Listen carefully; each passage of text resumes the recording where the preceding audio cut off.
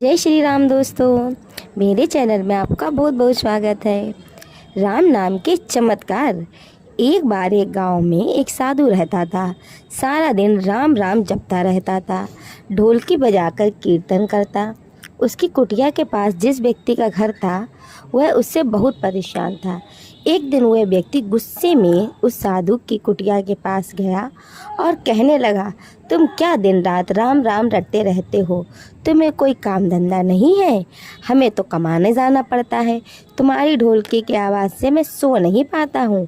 साधु कहने लगा, तुम भी मेरे साथ राम राम जप के देखो, सब तुम्हें पता चलेगा कितना आनंद आता है। वह व्यक्ति ने थोड़ा गुस्से होकर बोला, अगर मैं तुम्हारे साथ राम नाम जपता हूँ तो क्या तुम्हारा राम मुझे रोटी खाने को दे देगा? साधु कहने लगा, मुझे तो राम नाम की लगन लगी है। मुझे तो राम जी की कृपा से हर रोज़ भोजन मिल ही जाता है। तुम भी राम नाम जप के तो देख लो, मुझे भरोसा है भगवान तुम्हें भी ज़रूर खाने को देंगे। वह आदमी उस साधु को चुनौती देता है कि मैं तुम्हारे साथ आज राम राम का भजन करता हूँ। अगर तुम्हारे राम ने आज मुझे रोटियाँ खिला दी तो मैं सारी उम्र की भक्ति उसी में ही लगा दूंगा। अगर नहीं खिलाए तो तुम ढोलकी बजाना बंद कर देना। साधु कहता है, मैंने तो निष्काम भाव से प्रभु राम की भक्ति की है, लेकिन फिर भी मुझे तुम्हारी चुनौती मंजूर है। वह व्यक्ति साधु के साथ बैठकर राम नाम जपता करता। मन में निश्चय किया, चाहे कुछ भी हो जाए आज मैं भोजन नहीं करूँगा। देखता हूँ क्या राम मुझे भोजन कराते हैं या नहीं। राम नाम का भजन करते के बाद वह सोचता, अगर अब मैं घर जाता हूँ तो मेरी माँ बीवी मुझे खाने को कहेंगे और मुझे रोटी खानी ही पड़ सकती है। लेकिन मुझे तो साधु की चुनौती को हराना भी है, इसीलिए घर जाने के बजाय गांव के पास जंगल में ही चला जाता हूँ। जंगल में एक पेड़ पर चढ़कर बैठ जाता है। वह सोचता है कि मैं सारा दिन इस पेड़ से उतरूंगा ही नहीं, अन्न का दाना भी नहीं खाऊंगा। इस तरह मैं साधु को हरा दूंगा, उसकी ढोलकी बजना बंद हो जाएगी। कुछ देर बाद उस जंगल में एक बंजारों की टोली गुजरती है। उन्हें भूख लगी होती है तो बंजारों का सरदार कहता है, आग जलाकर यहीं पर खाना बना लो, अब खाना खाकर ही आगे बढ़ेंगे। खाना बनके तैयार होने लगा और खाना थोड़ी देर बाद तैयार हो जाता है। बंजारे खाना खाने ही लगे वाले होते हैं कि इतनी देर में बंजारों को एक सूचना मिलती है कि पीछे से कुछ डाकू आ रहे हैं।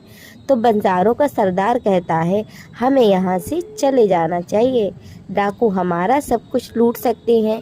वे बंजारे खाना वहीं छोड़कर चले जाते हैं। वह आदमी पेड़ पर चढ़ा सब कुछ देख रहा था। कुछ समय बाद डाकू वहाँ पहुँच जाते हैं। भोजन देखकर डाकू कहते हैं कि खुशबू तो बहुत अच्छी आ रही है, लेकिन ये भोजन फिर किसने बनाया है? बनाने के बाद खाया क्यों नहीं? कहीं किसी की चाल तो नहीं हमें फंसाने की?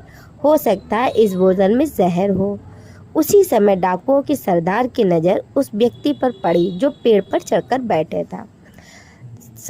डाकुओं के सरदार ने उसे नीचे आने का आदेश देते हुए कहा कि तुम नीचे आओ, और उस व्यक्ति से पूछते हैं कि हमें मारने के लिए तुमने भोजन बनाया है। वह बेचारा मिन्नतें करता रहता है कि मैंने ये भोजन नहीं बनाया है और इसमें जहर नहीं है, यह भोजन बंजारों ने बनाया है। आपके आने की खबर सुनकर वो यहाँ से भाग गए, लेकिन डाकुओं के कहाँ सुनने वाले थे। उन्होंने उसकी एक भी नहीं सुनी। डाकुओं के आगे उसकी एक भी नहीं चली। डाकू से कहते कि अब तुम्हें ये भोजन खाकर ही दिखाना पड़ेगा, क्योंकि हमें लगता है कि तुमने ये भोजन बनाया है और इसमें जहर मिलाया है। अब सबसे पहले तुम ये भोजन खाओ, उसके बाद ही हम खाएंगे। लेकिन वह व्यक्ति जिद पर अड़ा रहा, बोला मैं ये भोजन नहीं खाऊंगा और किसी कीमत पर नहीं खाऊंगा। डाकुओं को शक और गहरा हो जाता है। वे बंदूक की नोक पे उस पर सिर कर रख कर कहते हैं, तुम्हें ये भोजन खाना ही पड़ेगा, नहीं तो गोली खानी पड़ेगी। वह व्यक्ति भोजन कर रहा है और साधु को याद करते करते उसकी आंखों में आंसू बह रहे थे। उसने कहा, मेरा निश्चय था कि राम नाम का जप लेगा तो तुझे भोजन भी देंगे। उसके भोजन के बाद डाकुओं ने उसे छोड़ दिया। अब उसे विश्वास हो गया कि बंजारों और डाकुओं को राम जी ने ही भेजा था। वह सीधा साधु की कुटिया पे चला गया और जाकर उनके चरणों में प्रणाम किया और अपनी गलती की क्षमा भी मांगी और उनके चरणों में प्रणाम करके बोला कि आज से सारा जीवन मेरा राम नाम के ही नाम है। और उस साधु से भी ज़्यादा उसको ही राम नाम की लगन लग गई। अब वो दिन रात बस राम नाम जपता था और उसने अपना पूरा जीवन राम नाम को ही समर्पित कर दिया। तो दोस्तों, मेरी कहानी आपको कैसी लगी? अगर अच्छी लगे तो प्लीज़ एक लाइक और कमेंट ज़रूर करना और ऐसी जानकारी के लिए मेरे चैनल को सब्सक्राइब भी करें। और मेरी वीडियो देखने के लिए आपका बहुत बहुत धन्यवाद। जय श्री राम दोस्तों।